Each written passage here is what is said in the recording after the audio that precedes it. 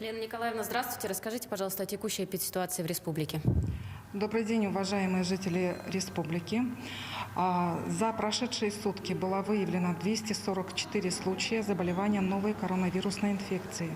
В том числе детей заболело 55. Из взрослых людей, из 189 взрослых людей непривитых, к сожалению, было 96,3%, то есть 182 человека. На сегодняшний день в стационарах республики получают лечение 1091 пациент.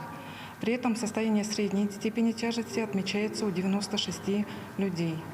В тяжелом состоянии 80 пациентов, и все они не привиты.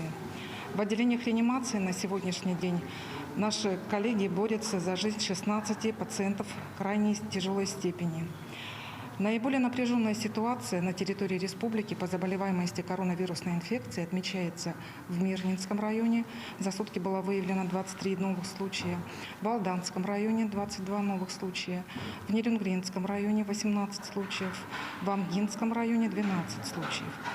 Что касается прививочной кампании, прививочная кампания идет полным ходом. Первым компонентом было привито 498 367 человек, что составляет 69,5% взрослого населения.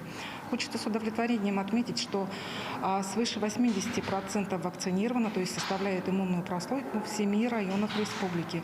Это Абыйский район, Алаиховский район, Верхнеколымский район, Жиганский, Мумский, Нижнеколымский и Среднеколымский районы.